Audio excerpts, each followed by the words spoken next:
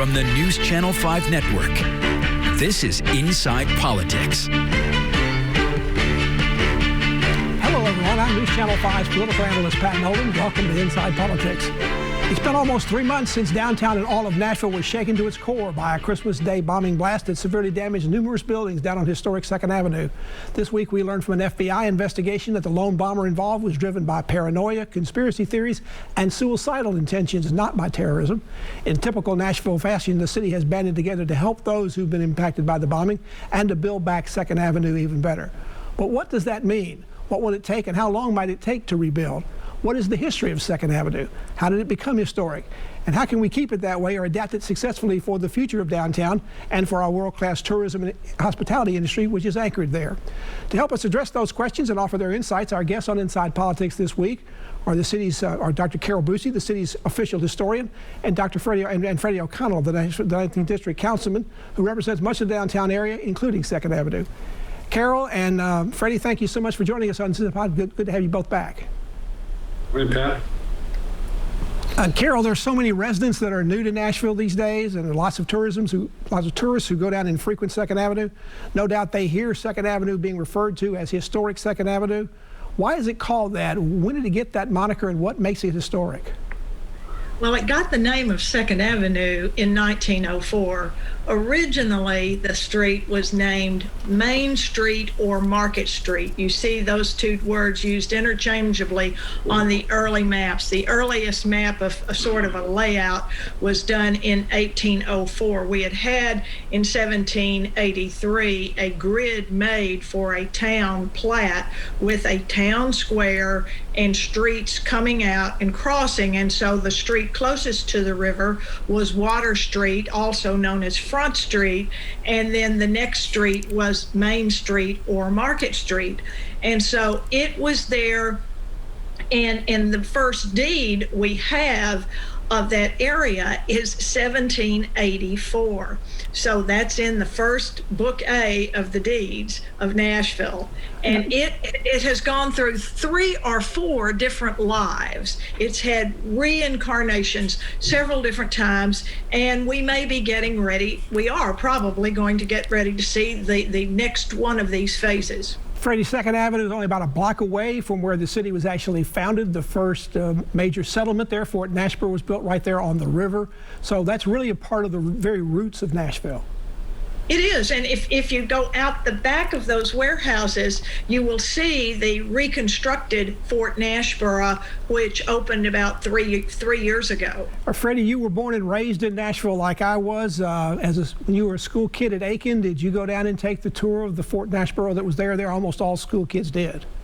I sure did. We went down to that area and saw the old Fort Nashville. I remember as a kid, our group got to go on what I'm trying to remember. We had a few different river boats that would pull up down there at the time, and the General Jackson was obviously the showpiece, and we got to go on one of the other ones that was not the General Jackson. There was one of the groups that got to go, and I remember feeling that sense of envy of, hey, how come those kids got to go on the General Jackson? But yeah, we went to the old Fort Nashville.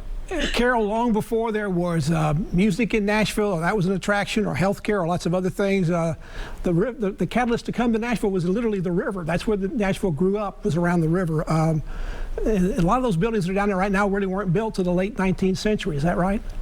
That's right. They were built in the late 19th century. And the river, once the steamboats were able to get up the Cumberland, it made a huge difference in the growth of the city, because with the steamboat being able to come up the Mississippi from New Orleans, up the Ohio, and then up the Cumberland, we became a regional hub of transportation and warehousing and merchandise. We had all sorts of arms, or pikes as they were, going out in all directions based on things that were brought upriver on the steamboat. Freddie, when you and I were kids, when you went downtown, the heart of downtown was up on Church Street, up on the hill where the movie houses were, the department stores were. Other than going down to Fort Nashville, was there really much need for people like you and I to go down to 2nd Avenue? And much less, most of us at that time didn't even know there had been a Market Street. We always knew it as 2nd Avenue. Yeah, no, see, I knew the kind of ghosts of Market Street, right? Like I remember Market Street Emporium, right? And then eventually later, Market Street Brewery. But I always thought of it in my head as 2nd Avenue. And when I was a kid, Pat, we, for our family, a nice dinner was the old spaghetti factory. We went there a few times. That's some of my oldest memories of 2nd Avenue. Later, by the time we were in high school, 2nd Avenue had really begun its renaissance before Broadway in some ways, right? I mean, I remember there was this period, and you might remember this as well, where, one of the concerns about downtown was the cruising on 2nd Avenue, and they kind of put in new signs and kind of a curfew. But I also remember going down there for bigger events like dancing in the district, I remember. Now, Carole, 2nd Avenue is known and still known today for its magnificent Victorian architecture. I mean, most of it survived intact over the years with a couple of exceptions. There are few places in the entire country that are like that. That's absolutely right.